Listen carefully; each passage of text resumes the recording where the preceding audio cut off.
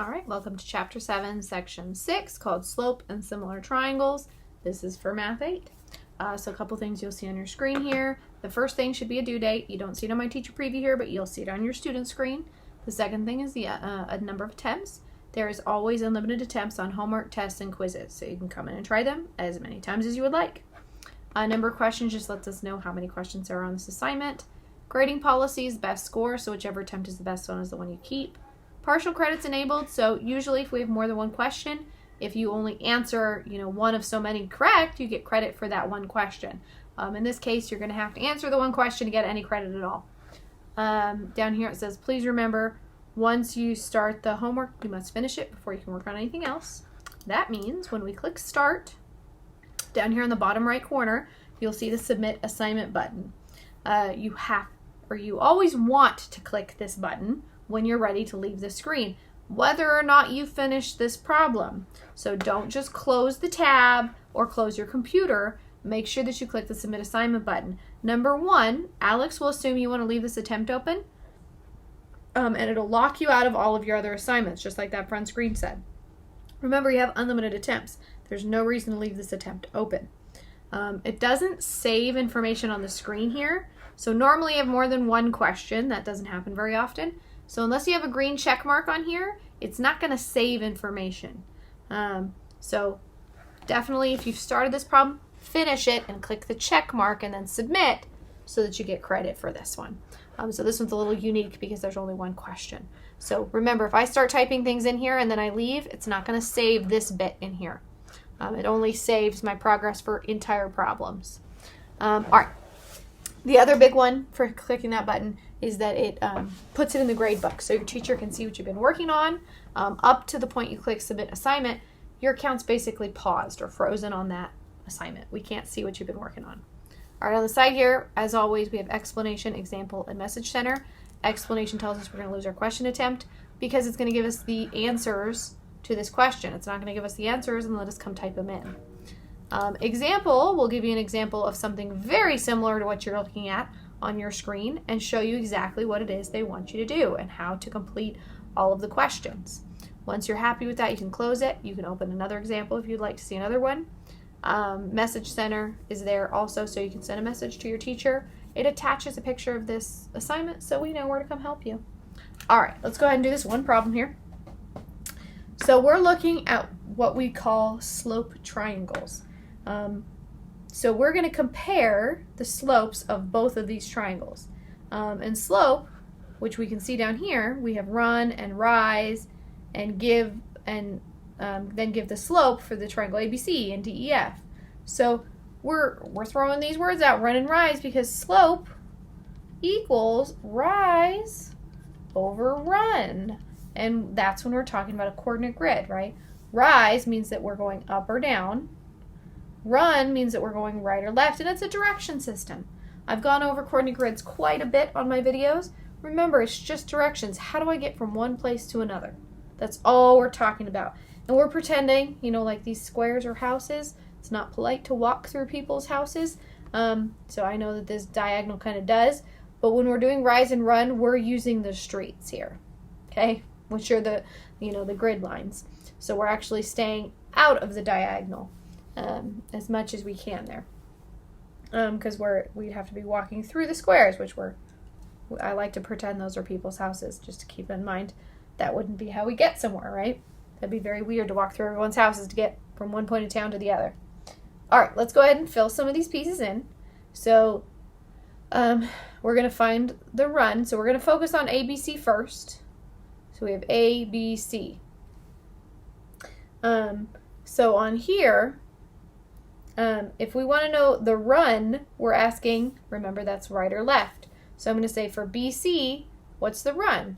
Well, I went from point 1 to point 2, so that's just a run of 1. I went positive 1 to the right. And then my rise is going to be how far up did I go. So I went from the bottom here, which is 0, up to 4. So that's a rise of 4. So my slope, which would be rise over run, so I would write that as 4 over 1, rise over run. Well, I would just write that as 4. I don't believe that Alex is going to have us write 4 over 1. If it does, that's fine. I'll go back and fix that. But that would reduce down to just 4 because we wouldn't need the 1 underneath. We want to keep in mind that the 1 is there, especially when we're dealing with slope, but it reduces down to just 4. We kind of drop the divided by 1 because it doesn't change the 4. All right, let's look at the same thing for DEF. So the run for DEF would be this back and forth here. So I'm going over 2 because I'm just going 1, 2. So I can count that. And then my rise, I'm going to go 1, 2, 3, 4, 5, 6, 7, 8. So I went up 8. So now I have 4 over 2. Sorry, 8 over 2. Well, 8 divided by 2 is 4. Again, it would be 4 over 1 because 8 divided by 4 is 1. Sorry, I'm dividing by 2. I'm just losing my mind on this video. 8 divided by 2 is 4. 2 divided by 2 is 1, which would reduce down to 4, like that. So again, the slope is 4 over 1. We go up 4 for every 1 we run. But all right, so then we say, are the two slopes computed above equal? Why or why not? Yes, they are equal because the two triangles are similar. Yes, they are equal because the two triangles are congruent.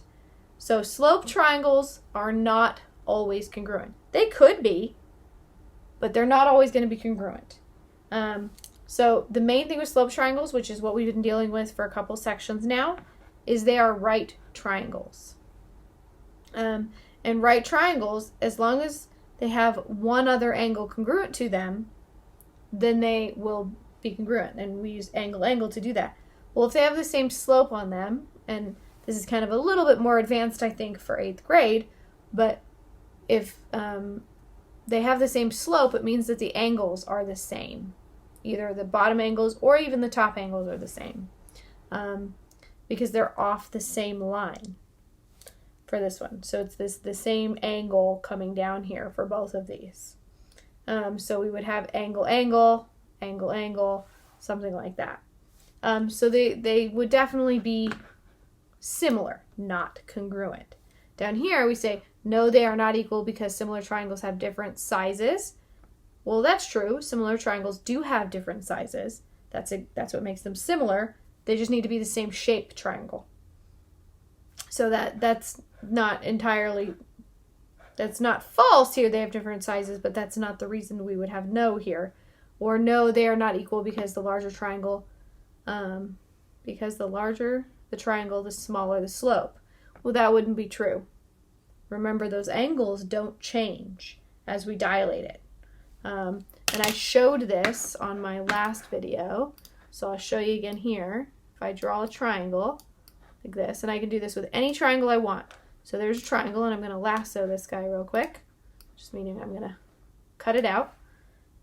Copy, paste. So now I have two triangles. They are congruent right now. Same size, same shape. Well, I can dilate it, meaning I'm going to make it bigger.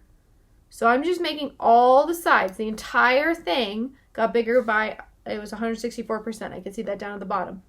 But the angles, I can match. So if we notice those two bottom angles, I know that guy's kind of in the way, but if I move my mouse out of the way, we can see a little better, right? So this angle down here matches, and I can scoot it over and boom, that almost 90-degree angle there matches. And then that top one, boom, that one matches too. I can also shrink this guy down like that, and the angles still match. Like that. Boom, boom, boom. So if we have right angles on the same line, as long as I'm increasing or the ratio is the same for the slope, they're going to be congruent. All I'm doing is dilating, meaning making one bigger or making the other smaller. But I'm making them bigger or smaller by the same amount. We could even look at the side lengths too, because I can look at this one is 1 to 2. Well, to go from 1 to 2, I'd multiply by 2. For this side length, because even though it's rise and run, they're side lengths, right? It was the bottom and the side. So 4 to 8, well, I'd also have to multiply by 2 to do that.